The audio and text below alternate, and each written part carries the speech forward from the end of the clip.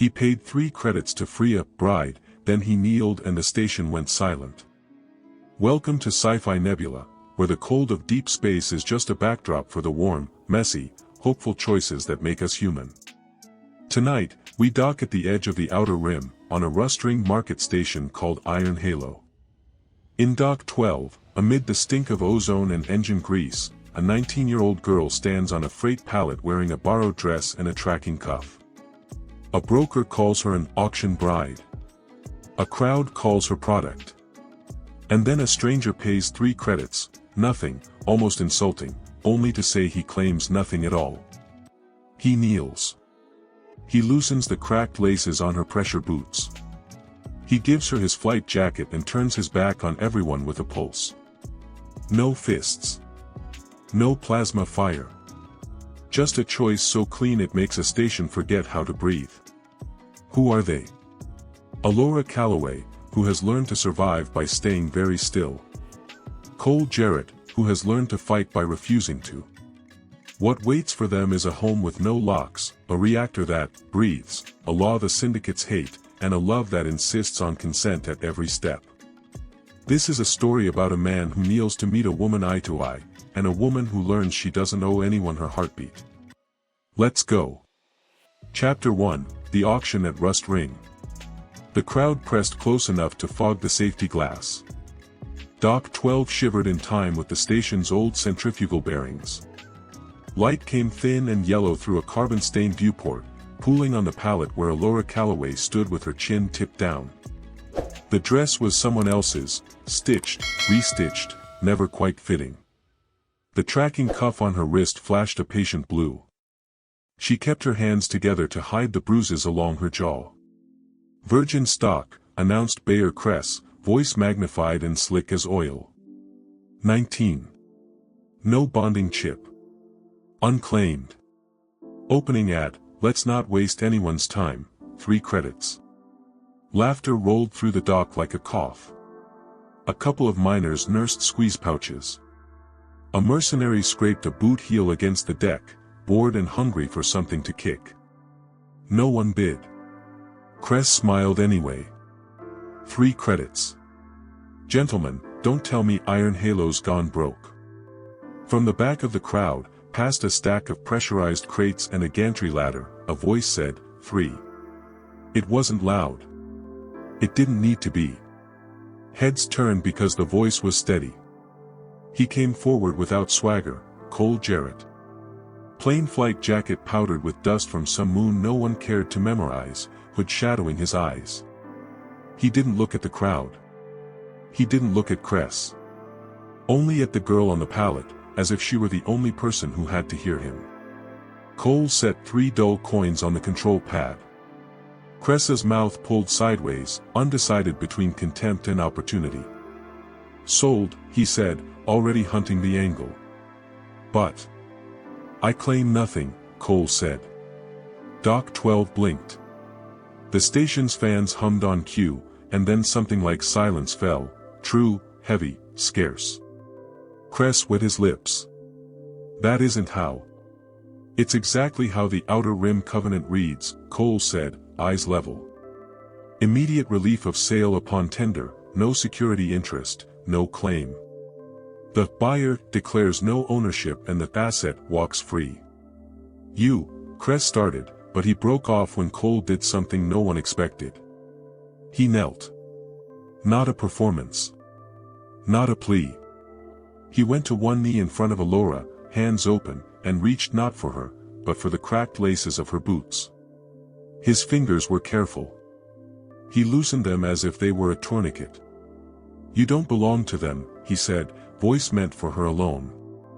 You don't belong to me.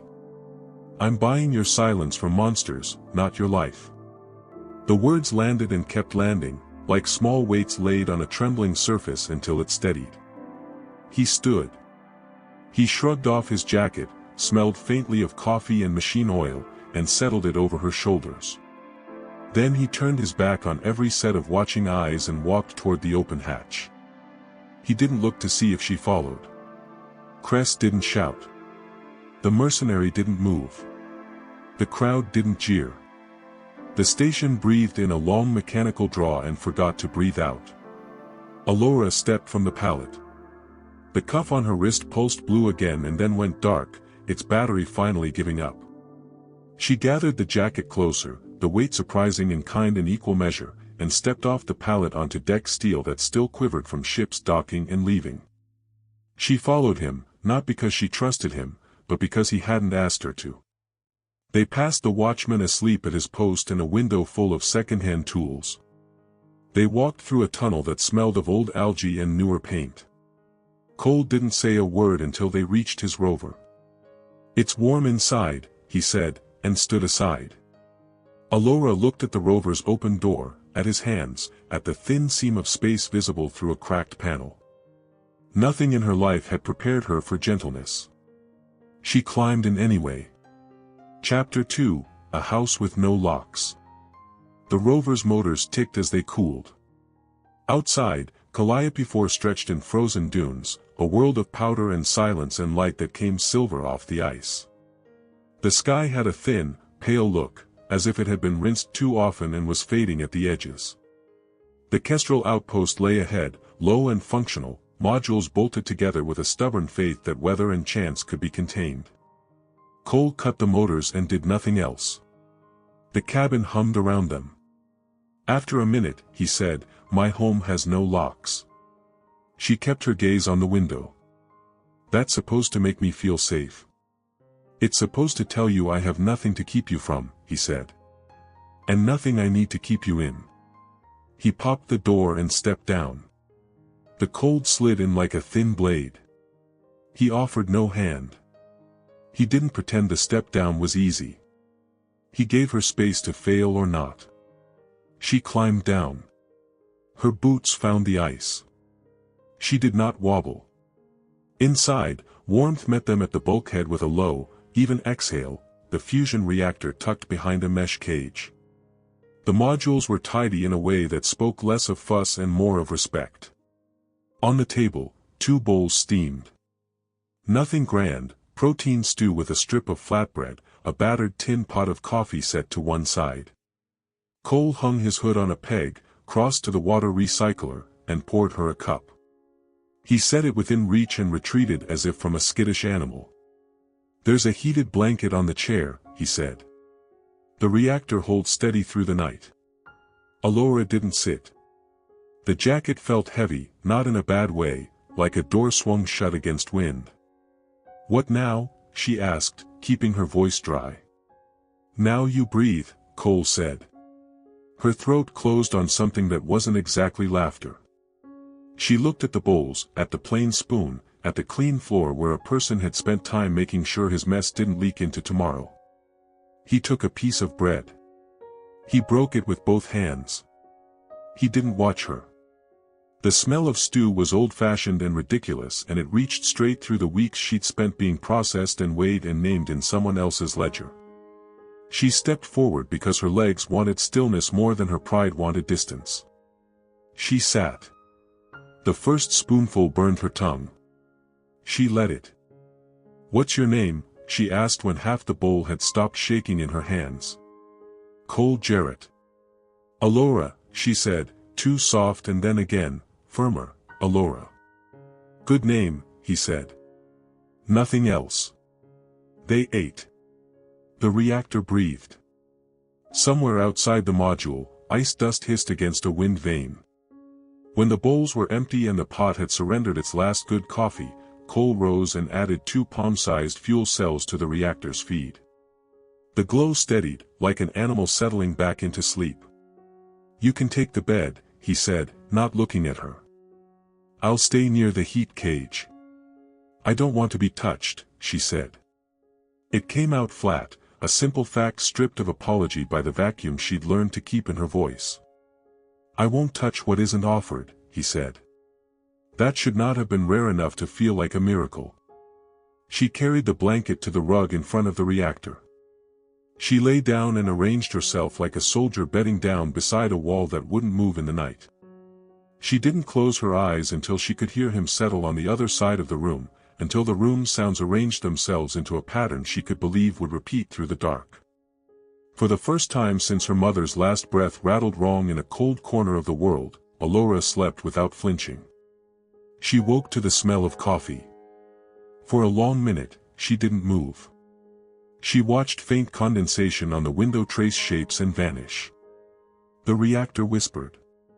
Her heartbeat stayed in her chest, not in her throat. Cole stood at the stove in a worn undershirt, forearms marked by old work. He moved like a man who had learned that speed wasn't always the same as competence. He poured a cup and set it on the table. "Morning," he said. "Morning," she said back, hearing her voice form without a wobble. "Why are you doing this?" He turned. "Doing what?" "Treating me like I matter." "Because you do," he said, not as compliment, not as flattery. Just as a thing that had always been true. The day did not fill with conversation. It filled with repairs. He went out to check the solar array, to patch a micrometeor scar, to coax a brittle cable into cooperating. She sat on the steps and watched the wind pull at the flags he'd tied to the guidelines so he could see it coming. She learned the shape of the land around the outpost, the low ridges where drift built, the dark scars where old ore had been dug, the hill where the aurora would snag at night. When he came back inside in the falling blue, he set a folded jumpsuit on the chair. "If you want it." She touched the fabric. It wasn't new. It was clean. That night, by the reactor, he took a palm-sized block from a shelf and a small blade and began to carve. The smell that rose, the smell of wood, was so out of place in the metal module that it turned the air strange in a good way. "What is it?" she asked. "Haven't decided," he said, smiling into the block. She stood, and sat, and stood again, and finally said, "Will you braid my hair?" He looked up, alarm flickering and gone. "If you want." "I do." He brought a stool nearer the heat and waited. His fingers were careful. He worked out the tangles without tugging, patient in that same way the reactor breathed. "No one has ever touched me without expecting something," she said, and hated how small it sounded. "I'm not no one," he said gently. "I'm me." She almost laughed. Almost cried. Neither felt safe. When he tied the braid with a strip of soft leather, he set his hands back in his lap like a man who had finished a job well. "Why did you kneel?" she asked. "Because everyone else stood over you," he said. "Someone should meet you eye to eye." Her shoulders dropped a fraction. She hadn't known she'd been holding them high for hours against a blow that didn't come. "Do I owe you anything?" she asked, braced for it. "No," he said. "But you own everything that happens next." Chapter 3, Cutting True. Calliope-IV warmed by a degree across a wide orbit and the ice sang at noon. Drift peeled off the panels in sheets that fell and broke soundlessly. Alora stepped outside in the jumpsuit with its slightly too long sleeves and the jacket over it, braid lying still between collar and hood. The light seemed more honest than station fluorescence, piercing, indifferent, not cruel. Cole was splitting ice blocks for meltwater. The long lever rose and fell, the rhythm good to stand near. He looked up and said nothing. She walked over and put a hand on the cold handle. "I want to help," she said. He didn't give a speech. He handed her a smaller block and nodded toward the cradle. Her first cut skittered, the blade biting the angle wrong. The block took a chip out of the frame. The shock ran up her arm and into her teeth. She hissed. "You don't have to be perfect," he said. "Just honest." She set the block again and lined the tool true and brought it down. This time the block split with a clean report that felt like a door closing on a bad room. They worked. He kept a pace she could match without hunger. They stacked hard glinting blocks beneath the eaves in a stripe neat enough to please. At midday he passed her water in a battered canteen and didn't watch to see if she spilled. "What do you want from me?" she asked finally, because the question had been itching under her skin like a healing scab. He leaned the tool against the post and took his time answering. "Quiet mornings," he said. To hear someone breathe in this place and not flinch at my steps. Coffee without storm. Her throat hurt. That's all. That's everything, he said. I was sold, she said, words tasting metallic. You weren't a product, he said. You were a person in danger. I paid to stop a thing. That's where it ends. But everyone else is not here, he said, with a calm she could almost stand in. Later, closer to dark, she peeled nutrient potatoes at the small table while he honed a small blade on a ceramic strip. The sound had a pleasing, honest rasp to it, like hard work happening in a place that was not an emergency. Why me? She asked, not meeting his eyes. His hand slowed. Because you still had fight in your eyes. She looked at the reactor until the glow fuzzed. You braid my hair, she whispered. But you won't touch me.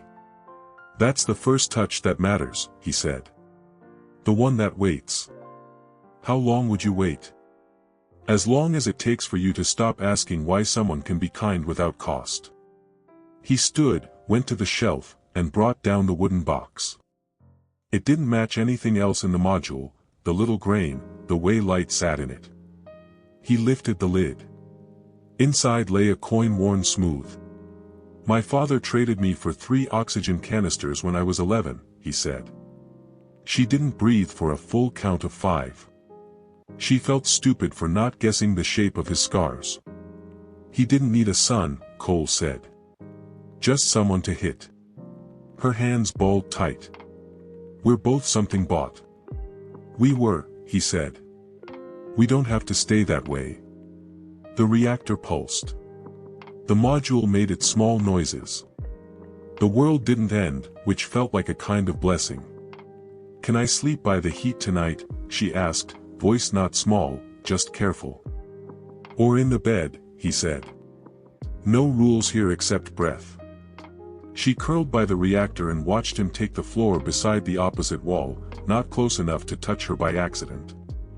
As the glow climbed and fell, she said, so quiet he almost missed it, thank you for asking nothing. You're welcome, he said. That means everything, she said into the blanket, and sleep took her without an argument. By morning, something in her had shifted. Not a dramatic pivot, more like a weight moved from one shelf to another, freeing the load beneath. She rose before the coffee finished, braided her own hair, and stepped outside barefoot just to feel the bite of the ice. It bit less. The cold was itself and not a punishment. Cole was already at the ice pile. His rhythm didn't break when he saw her. He made room, the way you make room at a table you expect someone to sit at tomorrow and the next day and the next. They worked until their breath came easy. Inside, there were 3 bowls on the table. She looked at him. We expecting a storm? A guest, he said. Caleb's shelter is under repair. He'll stay until the welders are done. Who's Caleb? Neighbor kid, he said. Smiles like trouble and leaves his gloves everywhere. You'll like him. She did. An hour later, Caleb thumped at the door, hair full of ice dust, grin loose and real. He accepted his bowl like a man accepts a medal, ate with reverent hunger, and then demanded someone pull him across the drift on the mag sled. Cole obliged, and the boys shrieked laughter bright enough to pierce the module walls. Alora stood on the porch. The sound didn't set off alarms in her nerves. It put something back instead. After dinner, she reached for the wooden box. Inside, the leather-bound braid Cole had tied that first week lay curled like a sleeping animal. She looked at it and knew exactly where it belonged. That part of me is over, she said. Keep it if you want. I don't need it anymore. It's safe either way, he said. Later, in the small sleeping alcove, the auction dress lay folded on the bed, laundered and mended, the stains gone. It looked like a thing that could be just fabric again. She ran a hand over the lace that had been meant to sell a girl. She took it outside and buried it behind the outpost, under a thin layer of regolith and a thicker layer of intention. When she came back in, Cole rocked once in the wooden chair and didn't ask where she'd been. She didn't sit across the room. She sat beside him, knees almost touching. "I'm not staying because I owe you," she said. "I know," he said. "I'm staying because I like who I am here." He nodded, eyes steady. "That's what I hoped." She lifted his hand and set it over her heart. "One day," she said, "ask me proper. Only if you ever want to be asked." "This is me saying yes," she said. "Not a vow. Not a transaction. A choice." Chapter 4, The House That Breathes. They did not rename the outpost, but the world renamed itself around them. Morning arrived as pale ribbon light through the frost-coated viewport. Caleb had already left a trail of misplaced gloves, a hat, and a screwdriver that didn't belong to any set. He ate his oatmeal with both hands wrapped around the bowl and announced that sledding was a sacred rite and also urgent. Cole made a dignified attempt at insisting on chores. Alora cut him off with a straight face and said, "Religious exemptions," and Cole surrendered with a snort. When the sled tracks finally stitched the drift into a grin, the three of them set about the work that kept the Kestrel outpost alive. Cole showed Alora the pressure seals along the east corridor, how a gasket fails not with a bang but with a whisper, how you listen for the whisper by laying your cheek on the cold metal and letting the reactor's pulse tell you where the song is wrong. He taught her to read the wind flags. A half-inch of snap meant microdrift, a full whip meant trouble coming fast over the flats. "Perfection is a story we tell ourselves when we're scared of the truth," he said, handing her the sealant. "Honesty keeps the air inside." She pressed the bead, steady. "You say that like you've practiced." "I have." The reactor, their tame son, kept its low music. Alora began to hear it the way sailors hear a sea they love, a language of small changes. When a coolant pump coughed, she caught the stutter and masked it before the temperature climbed. When a hairline crack spidered across a panel, she mapped it with a marker and scheduled a patch before it seemed like an emergency. It was not talent. It was attention, and she discovered that when the thing paying attention was herself, she did not hate the feeling. At mid-shift, Cole spread a blanket at the airlock and set a toolkit between them as if they were taking tea. He pulled out a small board he'd been carving, and the shape had chosen itself at last, a bird, head cocked, wings tucked, as if about to leap into a gravity that would hold. "What do birds sound like?" Caleb asked around a mouthful of biscuit. "Like argument and song got married," Cole said. "Like you and the wind," Alora said. "Then I'm in trouble," Cole said, and the boy laughed. After chores, they set the solar array to track a stuttering sun and linked the outpost's mesh to the outer rim net. Alora watched Cole update their public charter, house rules, no locks, no possessions, of people, no secrets that hurt. He signed with his call sign and then, without ceremony, slid the pad to her. She looked at the blank line. She thought about all the signatures she had supplied to other people's ledgers, as if a name could be pawned and redeemed. She wrote Alora Callaway with a hand that did not shake. That night, after Caleb fell asleep sprawled like a comet across the side cot, Alora and Cole stood beneath a sky like bruised glass. The aurora limned the horizon in a thin green blade. Their breath condensed and blew away in sheets. "Do you miss Earth?" she asked. He considered. "Sometimes I think I miss having a thing to miss." She nodded like that made perfect sense, because it did. They stood without touching, and it did not feel like distance. It felt like room. Inside, she found a photo tacked near the shelf, two women with similar eyes, laughter caught mid-flight. The edges curled from heat and time. "Your mother?" she asked. He shook his head. "Yours, I think. Found it in the seam of the dress when I washed it. Meant to ask you." Her hand went to the thin ache she carried where other people carried jewelry. "Yes," she said, and she did not cry. Or she cried and it didn't break her open. She slid the photo into the wooden box beside the leather-bound braid and the old coin. 3 reliquaries, a before, a bridge, a price. Tomorrow, Cole said quietly, we'll put your name on the outpost beacon. That makes the law look at you different. Like a person? She asked. Like a problem if someone tries to pretend you're not, he said. You always think in terms of the fight, she said. I always pretend I don't, he said. But yes. She touched his sleeve. Not a clutch, just contact. Thank you for not drawing the line with a gun. Guns are easy lines, he said. This one is harder. It holds better. Later, they slept with the reactor's breath between them, steady as a promise no one had to force. Chapter 5, Paper Teeth. The summons arrived as a polite chime at noon 2 days later. Alora and Caleb were practicing radio checks on the roof. Calliope-IV had moods, and it paid to know if anger was walking over the flats.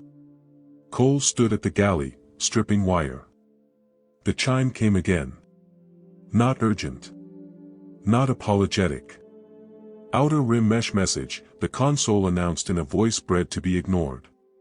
Cole wiped his hands, tapped the screen, and read without changing expression. Alora slid in through the hatch and felt the temperature of the room drop even though the reactor purred on. What is it? She asked. Asset recovery order, he said, and the word sounded like a bad joke getting told too close to midnight. Issued by Bayer Kress under Provision 22 of the Syndicate Code. Claims deficiency on a contract he never had the right to sign, cites you as collateral. I thought the covenant, she started. It does, he said. And he knows it does. Paper teeth still hurt when they close. He routed the order onto the wall, enlarged the seal, tapped the metadata. Filed on Iron Halo. Approved by a private marshal license to somewhere that doesn't exist except in a bank's imagination. It's rubbish, but officially shaped rubbish. What happens now? Caleb asked, hovering near the doorway with the air of a person determined not to be sent away. Now, Cole said, we turn on the lights and invite the neighborhood to watch. He sent a burst ping to the local mesh, and the outpost status flipped from quiet to public. The camera logs from Dock 12, kept automatically by the station like a dragon counts coins, were retrieved with a request code Cole had set the night he knelt.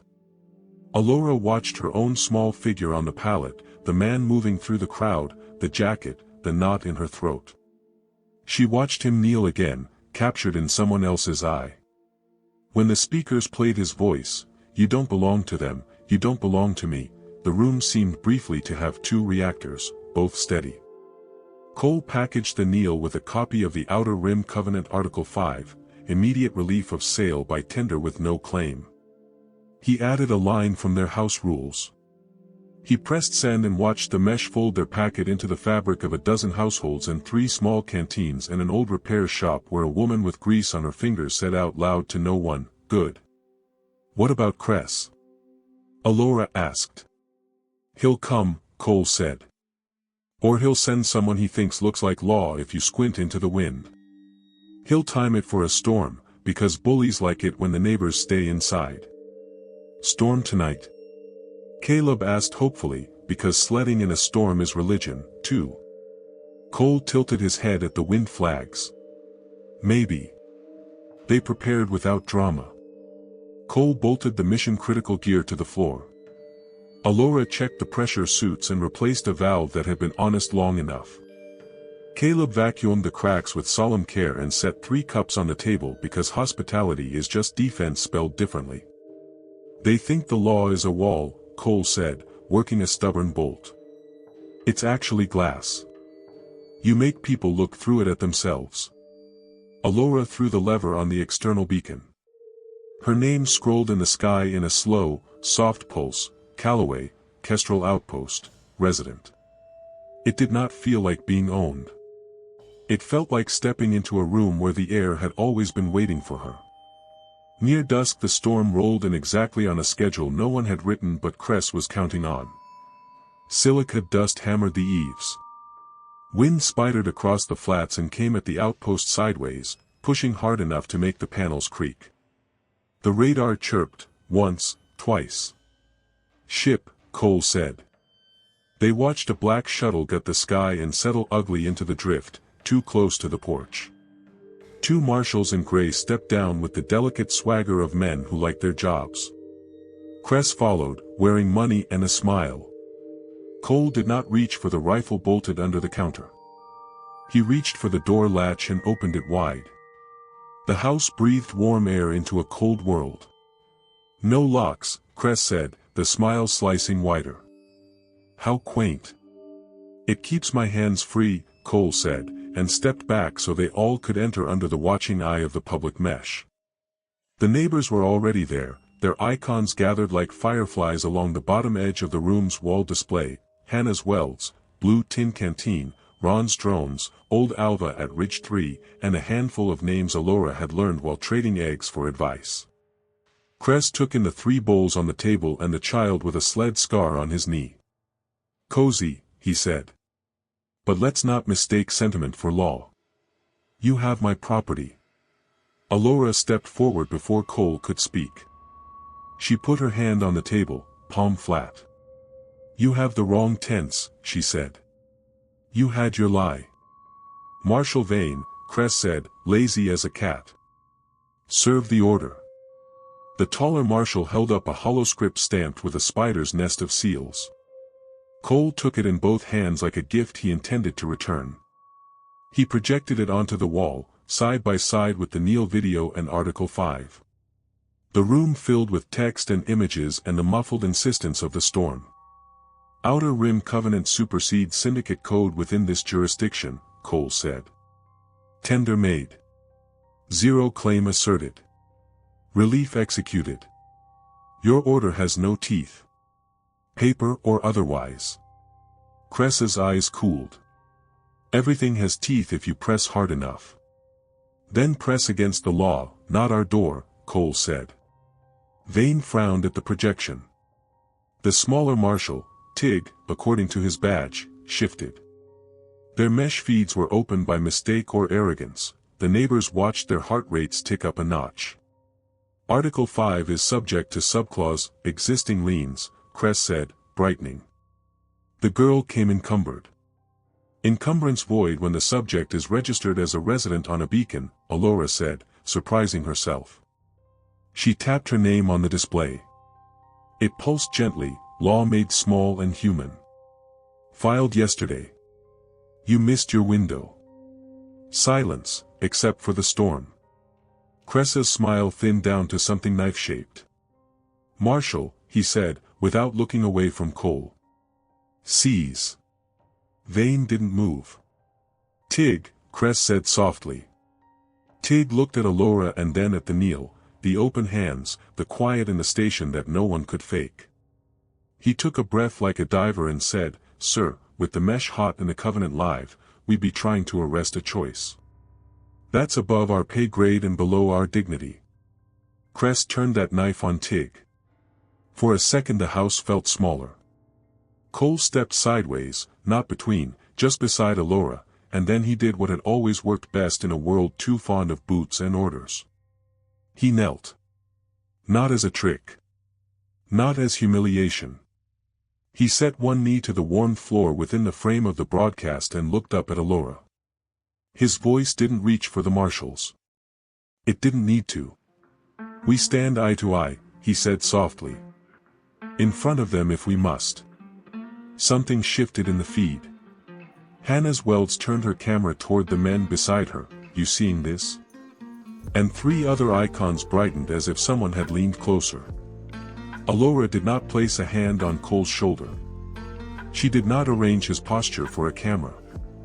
She put her palm on the table again and said, still looking at him, we don't owe them the shape of our lives. He nodded once and stood. Cress looked past them at the room as if he could find a seam in the air to pry open with his money. He found only breath. Enjoy your technicality, he said finally, with acid he couldn't sell as charm. Storm's getting worse. If your locks break, don't call me. We don't have locks, Cole said. That's the problem, Cress said, and stalked back into the storm. The marshals hesitated, then followed, their feeds snapping closed with the embarrassed haste of men who had briefly remembered their mothers. The door shut. The room grew large again. The mesh flooded with small messages that added up to one big thing: we saw. We're here. Caleb released a breath that might have been held since noon. Does this mean no school? He asked, because children exist to pull the world back to its proper scale. It means stew, Alora said, and the laugh in her voice didn't sound borrowed. They ate. The storm leaned and finally leaned away. The outpost system shivered once and steadied. Cole brewed coffee and handed Alora the tin cup without commentary. I thought I was going to be brave and then I wasn't, she said, honest as the sealant bead. You were exactly brave, he said. You were clear. Is that the same thing? It's the kind that lasts. She looked at the door where Cress had stood, at the reactor pulsing like a heart that had learned patience, at the bird on the shelf that looked ready to choose flight. We'll have to do a thing like that again, she said. Not a question. Probably, he said. Okay, she said. Then tomorrow, teach me the law the way you taught me the wind. Deal, he said. And you teach me how to make the quiet you make when you stand in a room and make it bigger. She smiled and did not look away. Outside, the wind unwound itself from the eaves. Inside, a house with no locks did what it had learned to do best. It breathed. Chapter 6, Lessons in Wind and Law. The storm cleaned the world and left it brighter. By morning the flags hung soft as tired hands, and Calliope-IV gleamed in 1,000 small mirrors. Cole brewed coffee that tasted like good decisions. Caleb raided the supply locker for sled wax and came up empty, because there is no such thing as sled wax, only wishful thinking and a rag. School, Alora said. Caleb groaned theatrically and then brightened. Law school. Wind and law, Cole said. 2 teachers. No tuition. They began on the roof with wind. Cole stood behind Alora, not close, not crowding, and pointed with his chin. Look for disagreement, he said. Where the snow drift says one thing and the flags say another. Truth is usually the seam between. She narrowed her eyes, traced the currents by how they tugged at the edges of nothing. There, she said, and adjusted the array 3 degrees. The ammeter ticked approval. Inside, they turned to law. The outer rim covenant looked worse than it was, sections nested like stubborn dolls, commentary grown around the text like coral. Cole had underlined not the threats, but the permissions. Article 5 again, Alora said, tapping the clause that had held their door. And Article 9, residents' right to declare house rules. Cole smiled. The one bullies forget. They wrote in plain words on a sheet pinned above the table. No locks. No ownership of people. Tell the truth before it's convenient. House law, Cole said. It doesn't beat the covenant. It teaches it. They took a break to fix a bulky pump in the recycler. Alora kept her hands steady, working by feel, her forearm braced against the pipe like she could lend it her patience.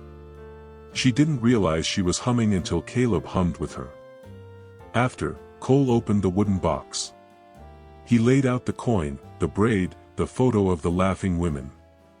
We should add something, he said, hesitant, boyish. He set down a thin strip of braided wire he'd found in a toolkit, and a second strip he'd woven last night by the reactor glow. What are they? Alora asked. Traces, he said. Things you leave on purpose. She looked at his hands and then at her own. May I? He nodded. She slipped one braided wire around her wrist, the other around his, snug but not binding. They watched one another the way you watch a promise handed to you, that brief, selfish fear you might drop it, the rush when you don't.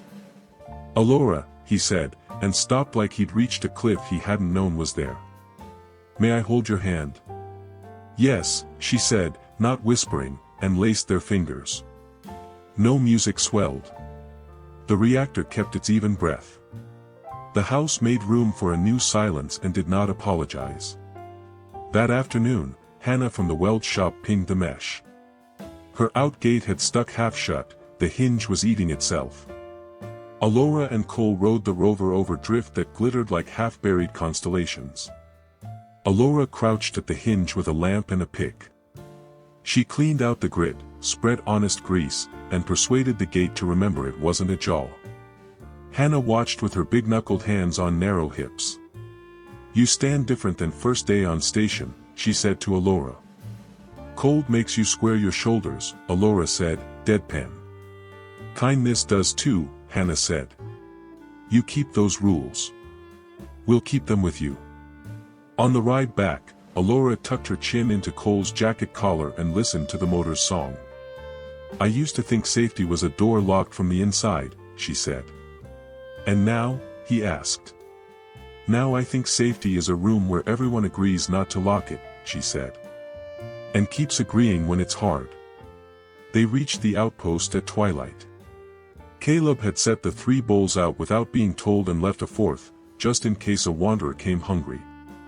Cole glanced at the extra bowl and didn't move it. "Leave it," he said. "Let the room keep its invitation." They ate and argued amiably over whether sledding was a religion or a sport. "Both," Caleb ruled.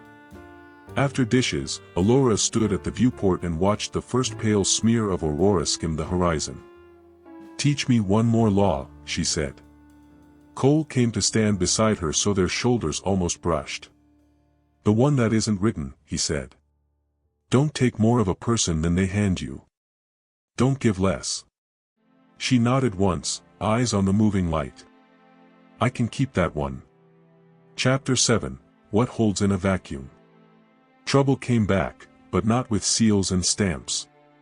3 nights after Cress left them to the storm, the outpost's early warning quivered to life with a sound that wasn't alarm and wasn't not. Cole and Alora traded a look that had become fluent, acknowledgement without dramatics. Caleb sat up from the cot like someone had called his name. "Drones," Cole said, flicking the screen. Little gnats of black hung above the far ridge, their signatures bent just enough that the system wanted to ignore them. "Syndicate make. Poorly masked. He's trying something cute." "Cute like cutting our array?" Alora asked. "Cute like testing our reactor shielding until it thinks it's alone," Cole said. "Then pushing. Can we turn them?" Caleb asked. "We can show them they're seen," Cole said, and toggled the outpost status from public to lantern. On the mesh, a ring of icons flared, neighbors who had made the same promise to each other when the syndicates got too clever. Hannah's cam snapped to the ridge. Ron's drone sent his own swarm up, a cloud of glittering maybes with honest signatures. Old Alva came on audio, "If those gnats sneeze on that reactor I'll knit them a coffin." Cress wants a blackout, Cole said, softer to Alora. "Blackouts are good for hard men." "Then we stay lit," she said. The reactor hiccuped, the smallest flinch. Alora was moving before Cole said a word, hand already on the cage release. "I'm suited," she said. "I can," he began. "You monitor." "I'll dance," she said, voice light to keep fear from congealing. "I'm smaller. The crawlspace like smaller." He swore once in a language grown from engine rooms and bad ports and helped her into the suit. His hands were steady. He sealed her collar and rested his fingertips a second on her shoulder. "Alora," he said. "If any part of you says no, you turn around." She smiled inside the helmet and the HUD put a white line at the corner of her mouth. "I own everything that happens next," she said. She went out under a sky full of knives. The wind had that listening quality that means it's about to stand up ugly. The ground trembled with drone wings. She slid under the outpost's belly into the crawlspace where the field coils waited to be convinced. Her lamp lit a tight universe of wires and dust and her own breath making clouds. "Talk to me," Cole said in her ear. "Coil 3 is sulking," she said. "I'm going to." The drone's dove. "Not all the way, not even close." But the electromagnetic whisper of their bodies shivered the shielding just enough that Coil 3 forgot its manners and tried to draw current it didn't own. The reactor made a sound Alora had come to hate, the sound of a friend nearly tripping. She braced one forearm against the plate and reached in with the other. The bolt would not yield to patience. It yielded to practice. The coil seated. The hum evened. She could feel the house breathe again through metal and glove and bone. Status, Cole said, supposed calm fraying at the edges. Lantern, she said. We're up. A cheer pinged through the mesh like hail on tin. The drones backed off. One hung too close to Ron's swarm and learned about neighborhood manners the hard way. Pieces rained down harmless as ash. The rest rose and were gone, offended that anyone would hold a line they had not drawn. Come in, Cole said, the relief in his voice small and enormous. On my way, she said, and the wind chose that moment to stand up. A gust hit the array and set a panel tilting toward ugliness. Alora saw it. So did Cole. So did Caleb, who did not say the thing he wanted to say about sledding on wind like that.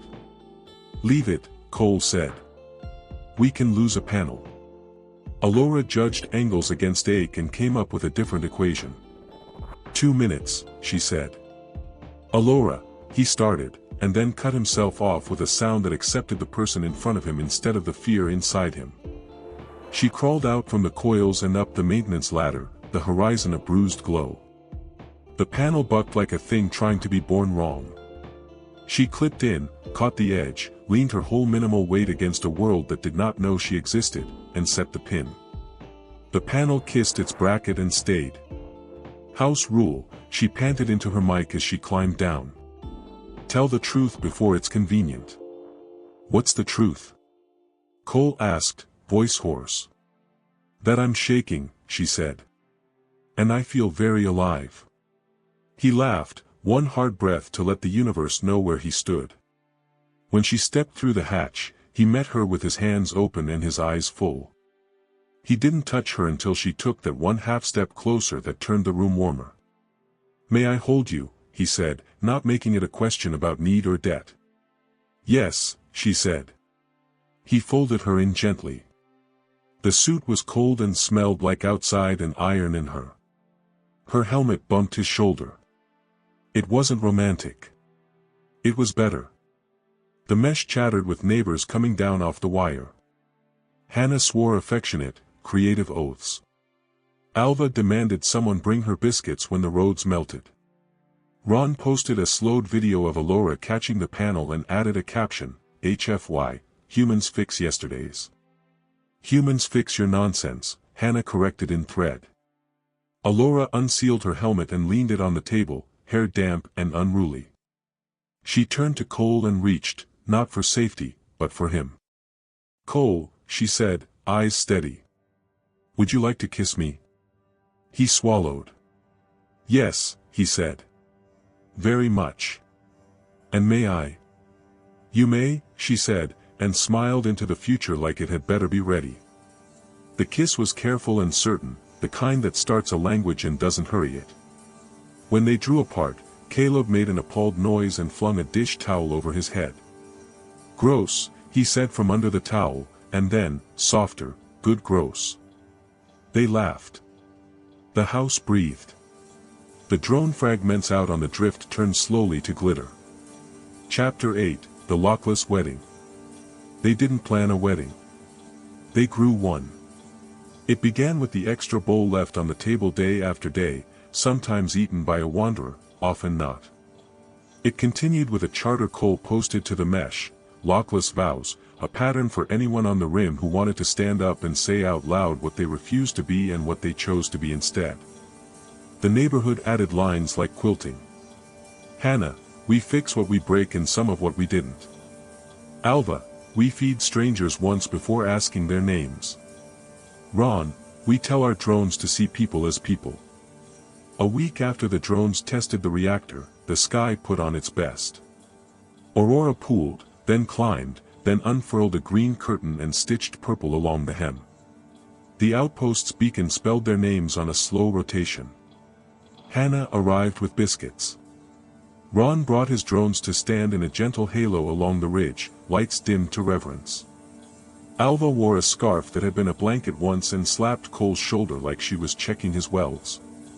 Cole stood on the porch holding his flight jacket, the one he'd put around Alora's shoulders the day he bought a silence and broke a chain.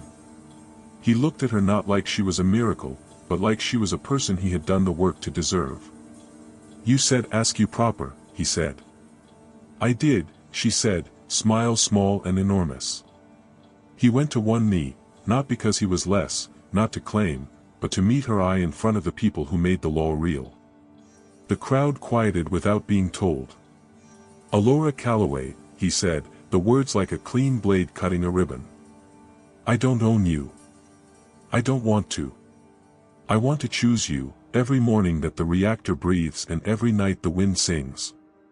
I want quiet coffee and loud laughter and honest fear and a door we keep open because we mean it." She did not make him rise right away. She set her palm over his cheek, warm from the reactor, and said, "Cole Jarrett, I don't belong to you. But I choose you.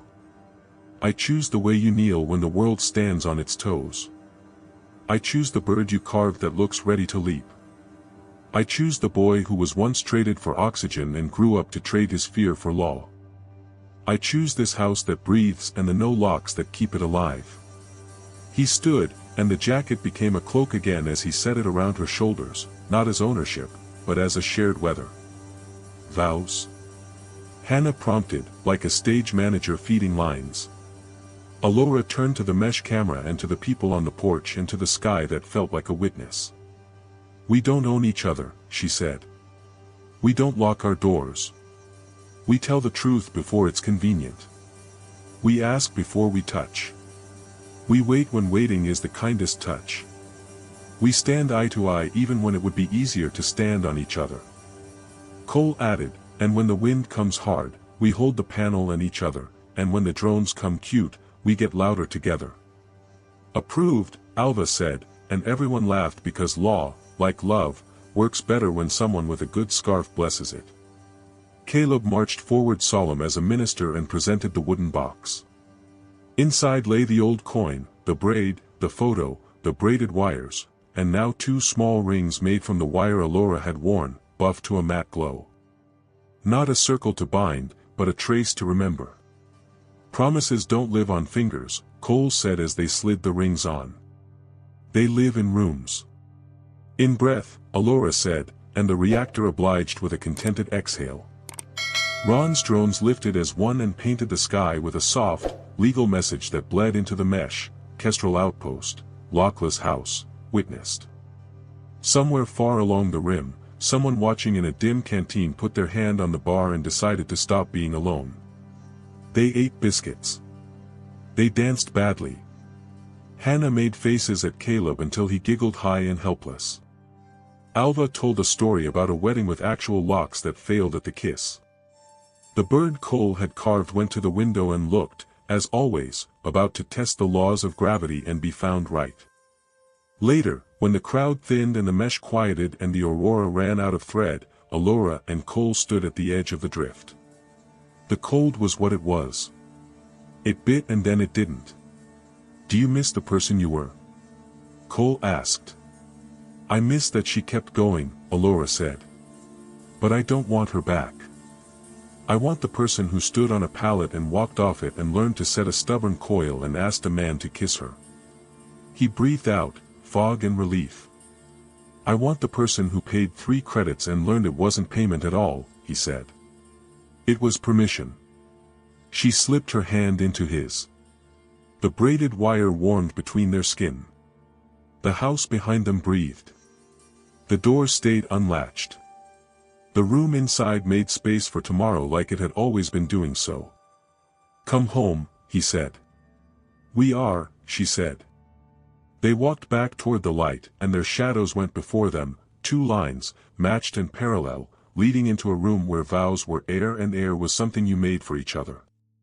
If that moment, the jacket becoming a cloak, the kneel becoming a vow, the house breathing because 2 people decided to, made you believe humanity still belongs among the stars, tap like, hit subscribe, and tell us in the comments which heartbeat in this story convinced you.